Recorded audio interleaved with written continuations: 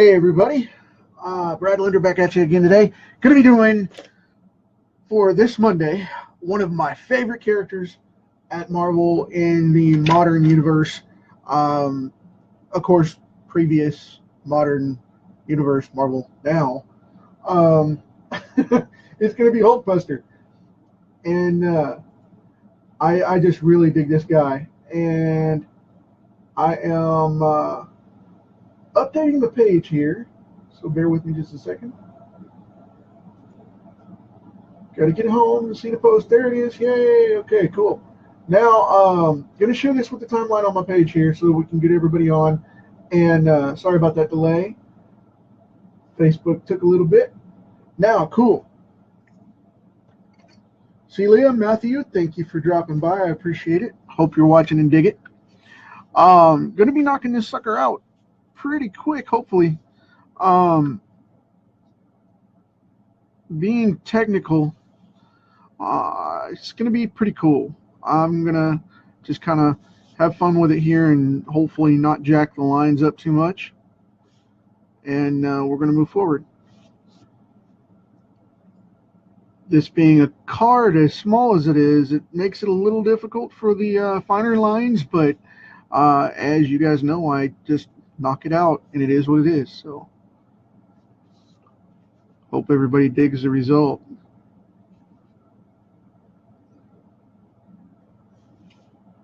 So, I mean, I know it's a little raw, but it is, again, sketch, you know. So,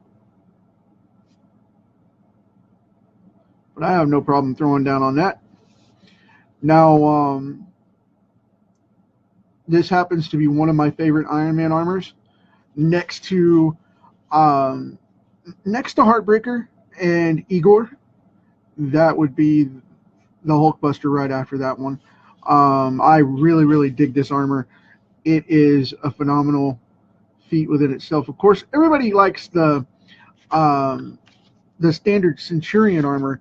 You know, the red with the finned wings and shoulders, and the red and silver one that was most prominent throughout the 80s.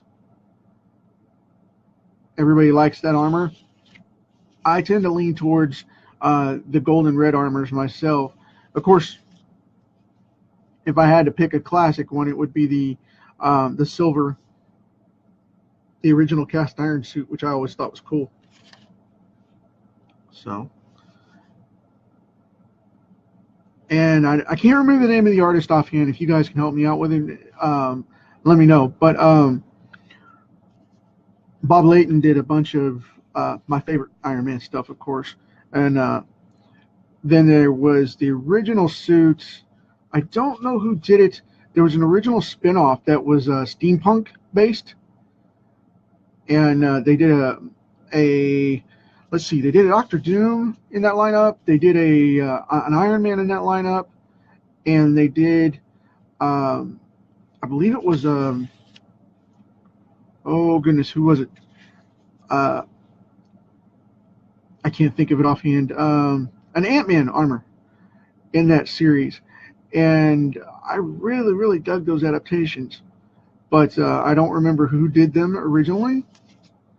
But I loved that clockwork armor for Iron Man. That was so cool. The leather straps and, you know, the kind of like a hand type of deal on his arm, and the hand stuck out like, you know, this far above his wrist, and it was pretty cool. I found it very cool. I loved that book. I've got, as a matter of fact, I think I've got a couple of copies of it in my comics collection, but I know I at least have two because I wore one out. I broke the cover stitching on it. So, because I really wanted to make that a massive series, and I hoped that they would make it an ongoing, and I could get into the comics to get into the company to draw the comics. Of course, there was no real chance of that at the time, but I didn't know any different back then. But, you know, I still had hope, like most of us do. And I don't know if you saw this or not, but Marvel announced this morning, first thing, that they were going to be doing an extreme custom digital line of comics and going back to basics. And it's actually called, the first book in the lineup is called The Avengers Back to Basics. And they took all of the Marvel Now warped stuff, not that it's not, like I said, not that I'm ripping on it. They took it out of the mainstream Marvel Now continuity and put them back as Iron Man, Thor, and the Hulk in their original traditional forms, which I really dig, and I can't wait for that book to come out. They just announced that this morning, and I hate to say I told you so to everybody that doubted me on that, but I told you so, and I'm calling it, plain and simple. That's another one that bites the dust off the list of predictions. And like I said, I'm not saying I'm psychic or anything. It's just business analysis, knowing the market. You know what I mean? And that's where we're at. And I knew that Marvel was going to dismantle or be dismantled by Disney, and it was going to come back. And I told everybody flat out, I said, you know, this is the way it's going to do. It's going to be to where they absorb it with this movie deal back in 05 when they launched it. They did the first movie in 08 of Iron Man, and I told everybody that they were going to buy in and they were going to do a hostile takeover and take over Marvel and absorb it. And they did. They did. I mean, if you talk to Disney, they say they didn't, but I mean, the track record clearly says they did. And then you have the absorption of that. Then you got them in bed with Sony now. You know, they're embedded with the Iron Man license. I'm sorry, the Spider-Man license, and I bet you at some point they're going to do the same thing to Sony that they did to Marvel, and they're going to absorb them. And then they got a big chunk of Fox. Fox said, we're a wounded dog, and gave them a bunch of properties and stuff with 20th Century, gave them back the X-Men, and they had a big cash buyout deal. Either we're going to buy you up or we're going to move on. To do that, you know, is how that played out in the news. I mean, I don't know if that's the way it went down, and I'm not accusing Marvel of anything. I'm just saying by the way the deal went down, it was supposed to be a crossover thing, and, you know, like Sony did, and then all of a sudden it went into Fox backing down and 20th Century Fox going to Marvel and all the properties with it going back. So I found that really, really interesting and intriguing. And like I said, I'm not accusing Marvel of anything. I'm just saying they're really go-getters with their business. And we weren't in the room, so we can't say exactly what went down.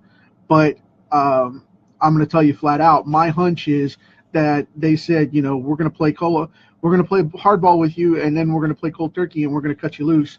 And you're either going to give us these properties back and get embedded with us like Sony did, or we're going to take it out in a hostile takeover and absorb your company. And Fox limped out and, you know, kept their main brand to save themselves because they got the properties to do so. But, you know, the funny thing about that is after all that happened, then we had this Sony thing come down, this Fox thing now come out, and, you know, with last year's notice of, you know, last November when they announced that they were going to be canceling all the print comics and that Marvel was going to be disbanded and the print line was going to shut down. Now all of a sudden everybody was screaming about it, and I was like, they're going to do something on their digital platform, you'll watch. And I predicted this a couple shows ago, you know, and like I said, I'm not saying I'm right or wrong here. I'm just telling you flat out how I think it's going to go because people wanted to know my opinion. So I was like, okay, cool, this is the way it's going to go down. And now here we are with Marvel Unlimited being rebooted for 2018. And they got a whole new line of all the back order comics and all the back issue comics going online in a major database for you to purchase through that membership that they've got coming. And they're in negotiations with Netflix, which Netflix has been talking about for a year, that they're talking about either becoming a major partner or possibly having some kind of buyout situation with Marvel and Disney. So Disney's removed all their properties as the contracts are expiring from Netflix off the platform completely. And, you know, that's leaving a lot of open-end stuff. You know, if they go in and take them over, if they go in and either get in bed with or cut out Netflix as a platform for their digital distribution, They announced today that they're going to have that going on in the background to tie all that up in 2019, by 2019.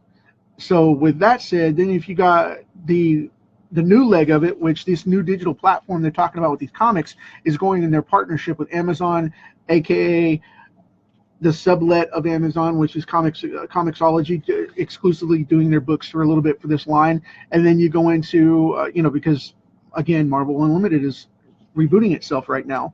And then you do the analysis on it and look at where it's coming from.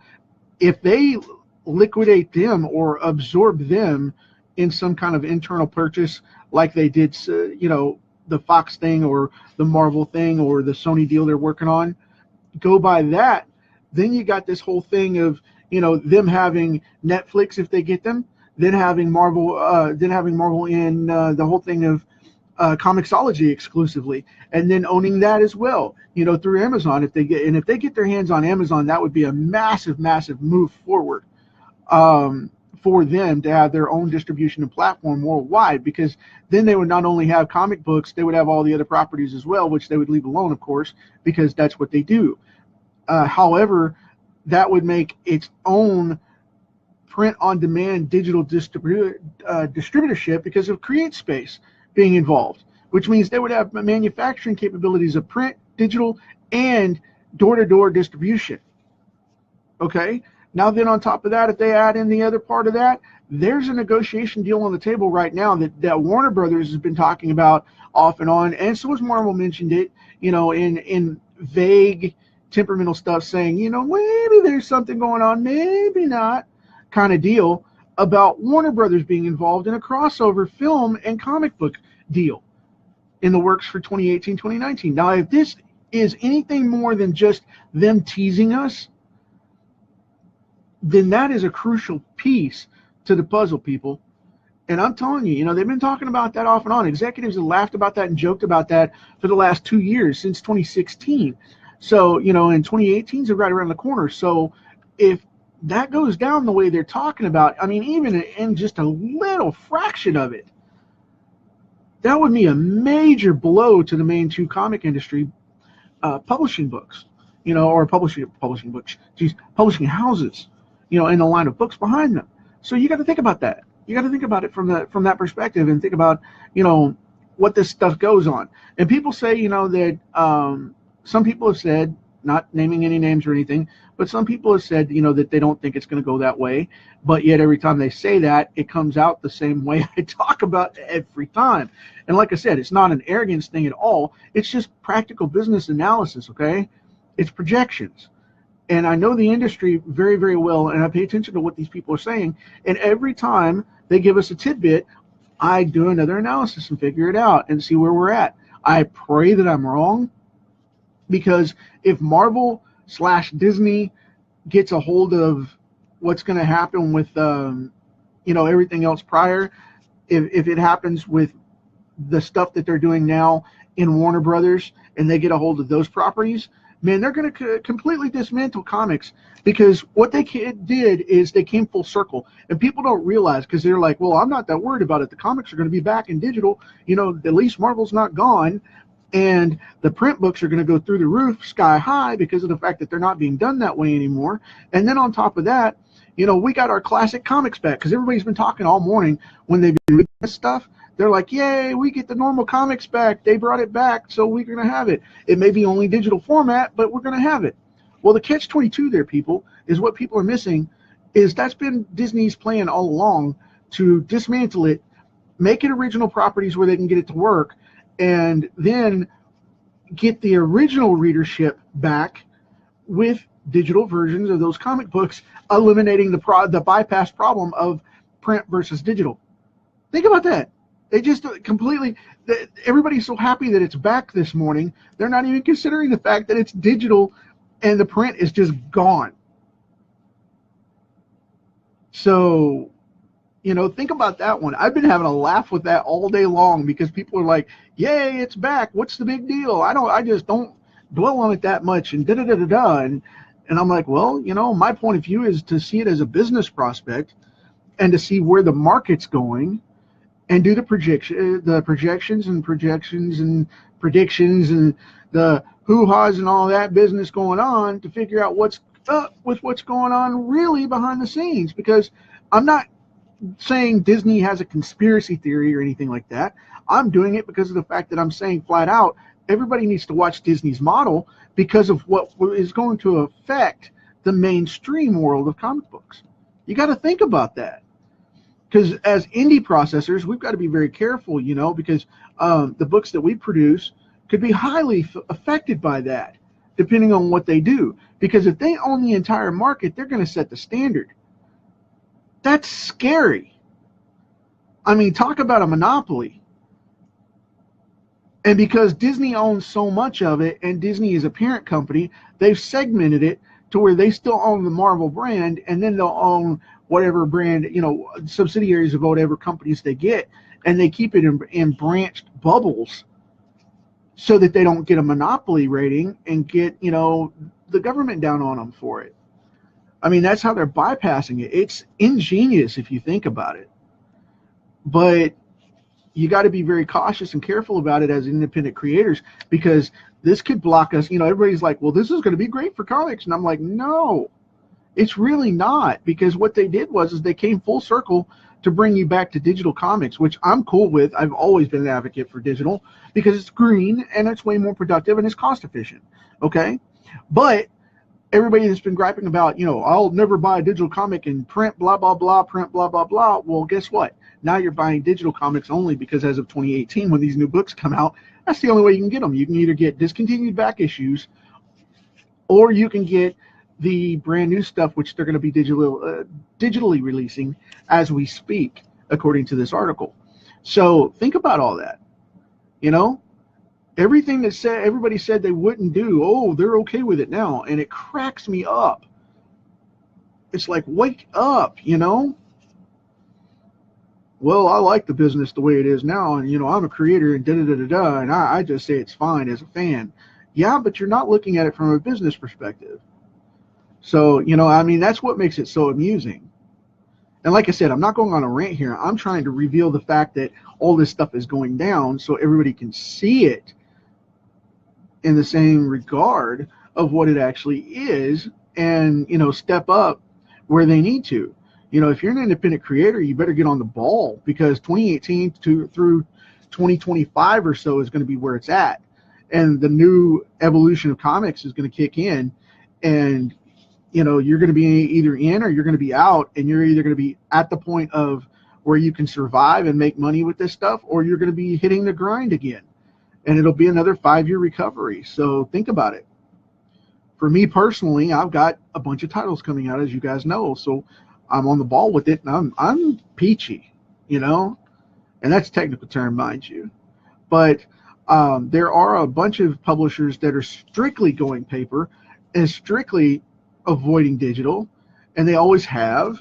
And, you know, digital comics aren't going to go away right away, but as they get more efficient processing and get adaptations and apps and services and all that coming in, which, like I said, I have one coming out in decent timing here with the beginning of 2018.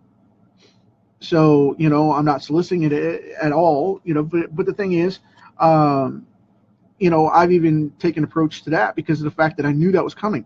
I've been trying to get that out there since 2002. I guess it's 2002, maybe 2001, 2002, since I started formatting that stuff.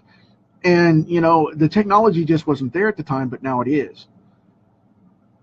And with tracking capabilities for digital comics for direct downloads, that's going to change the market and change the industry. And I tell you what, the technology's already there. I'm a programmer as well, so I know.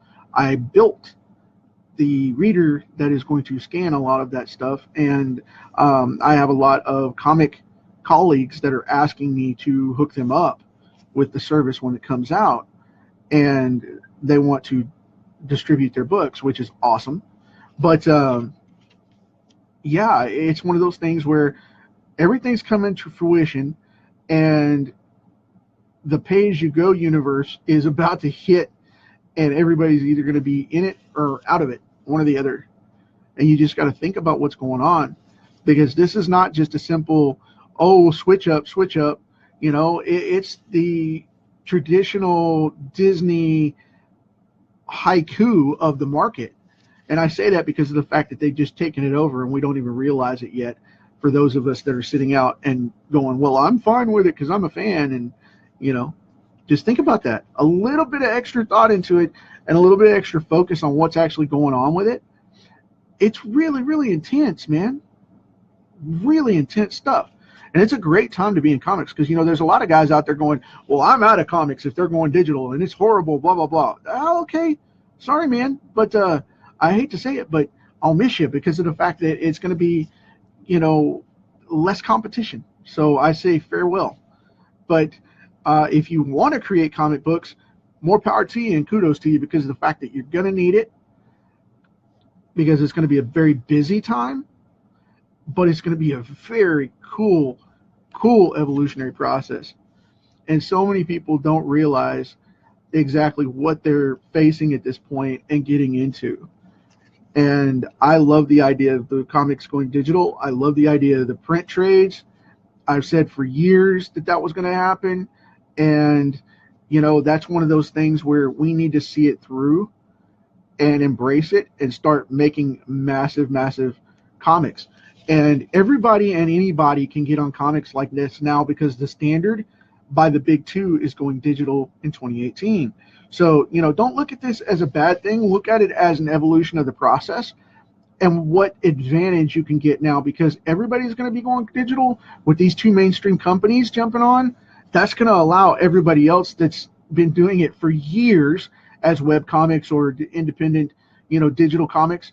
It's going to open up that floodgate for the market to grab a hold of those things and say, see, we were here first, but you missed out. So guess how many books are going to be resold, recovered, re-released, and remonetized because of the simple fact of what Marvel just released this morning.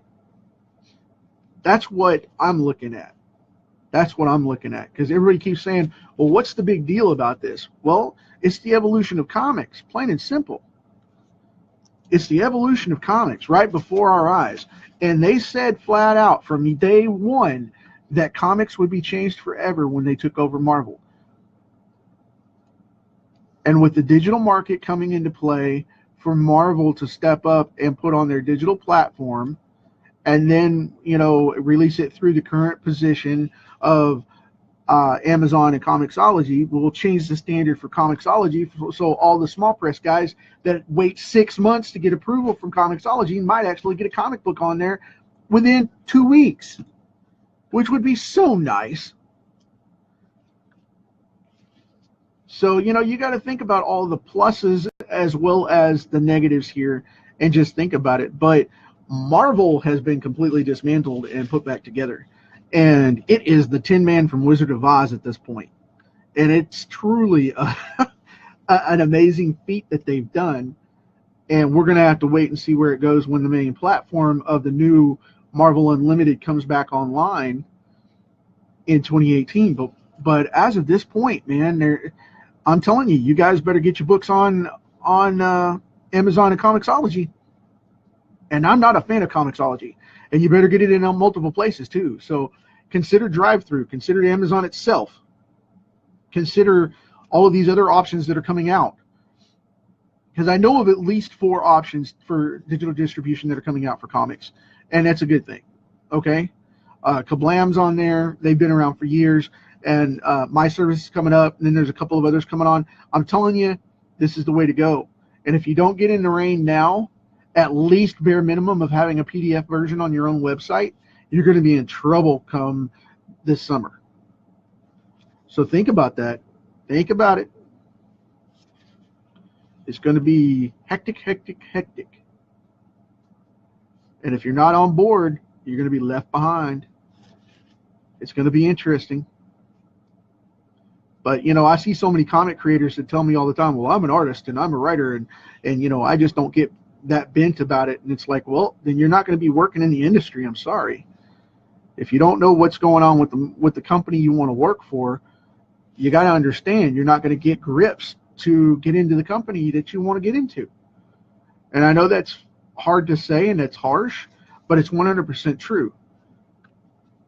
You know, they've gone mainstream, and with the pop culture growing from the films, we've gotten one of two options. You either keep up or you get kicked out. So, and I'm going to be doing my own books to keep from getting kicked out because of the fact that I'm okay with not doing those books. I would take the job because I just got a new card set that I told you guys about yesterday. You know, and I can't mention anything around that other than the fact that, you know, until I get permission. But right now, I will say this. I just signed the contract this morning. So I have a big major card set that I'm associated with now, and there's 4 of the projects tied to that. So I found out there were 4 instead of 3. So yeah, things are changing, you know, and they're going to be major marks that are going to help out with everything going on. And, you know, it's like, well, you just said you wouldn't work mainstream. No, I didn't ever say I wouldn't work mainstream. I just said the likelihood of working mainstream is very slim, and I don't hold my breath because it's who you know and not what you do in most of those mainstream companies. And that's sad. That's really sad. Because you can't work for any of them unless you build a brand for yourself. At that point, you've already built the brand, so why bother? You know what I mean? But it's all a matter of perspective and perception as to what you think. So just understand that when you come to this, it's going to be very cool. It's an awesome time. It is, you know, it's not the Image style bubble rebirth, but it's like when they rebooted the X-Men in the 70s. That's the feel for it, okay? If you think about it, the way the market was almost canceled, you know, Marvel and DC almost went into cancellation, both of them, in the late 60s. And, you know, the early 60s too, right at the late 50s, the early 60s, right when everybody redid everything, you know, the new 50s, 60s comics came out, and then the Marvel Pride run came from original stuff, you know, with Jack and Stan kicking those books out, and, you know, all the rest. There was a lull in there where the X-Men were almost canceled. And then they brought them back with the all-new X-Men and mixed things up, and they brought back Spider-Man in a different way. And they brought back, you know, they changed things up and mixed it all up and basically rebooted everything without rebooting it. They just changed the teams and mixed them up that were on the creative positions of those books. And the result was phenomenal. But in turn, we're seeing the same thing now. You know, this isn't an Image rebirthing yet. That's coming in about another, probably another year or two. That'll probably be 2019, 2020, when everything settles from the new stuff that Marvel brings out and DC brings out with the new digital platforms that they're working on, and, you know, everything settles up. So we're going to see all that play out a little bit later. But that big comic boom is coming. And like I said, I don't know if it'll be Image class or not. But what I'm going to tell you is, what I'm telling you flat out is that what's going to happen after Marvel and DC reposition, all these other publishers are going to just come out of the woodwork because of the digital platform being open competition to where nobody can be isolated by monopolized distribution. It is going to kill the former distribution outlets like it used to back in the day in the 50s, when everybody had to support everybody's book via magazine, and people got to pick and choose what they got and ordered directly from the newsstand. They're getting back to that now, to let the fans choose to set the standard of what they want and what they produce, rather than producing and seeing if it sticks to the wall, which has always been a ridiculous way to do it, in my opinion anyway. But I'm not the one that was there to set that standard. So we have to deal with that as it is. You know what I mean?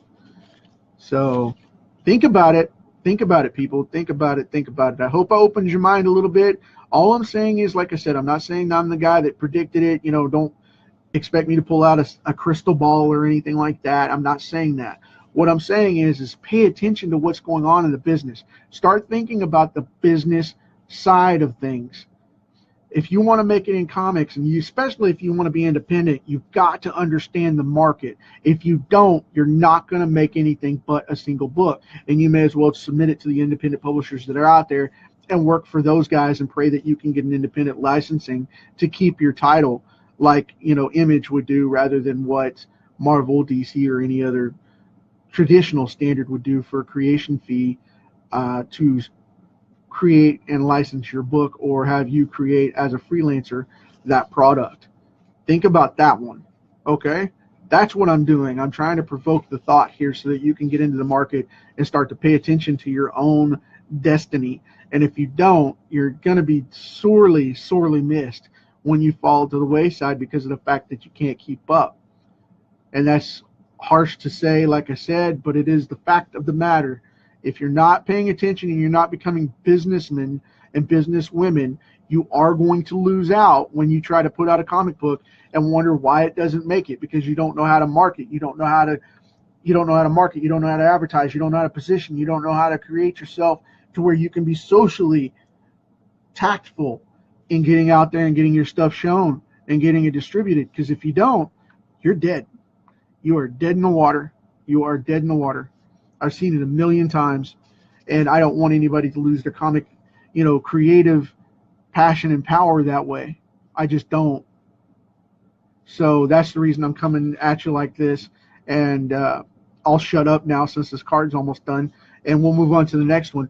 And I will see you guys tomorrow with a lighter topic. But like I said, you know, if you have any questions, I'm always on Facebook and Twitter and, you know, pretty much everywhere else, so you guys can feel free to ask, and I'll answer to the best of my ability. But as of right now, I am going to call it a day and call this done. So I hope you enjoyed it, and I hope you got a little insight out of that. I know I went on a little long with that, but we will talk to you guys later. Take care. Enjoy the card. Hug, smile, tickle somebody. Like I said, if it's a kid, make sure it's somebody you know so you don't get in trouble. But other than that, I will see you guys tomorrow. Take care.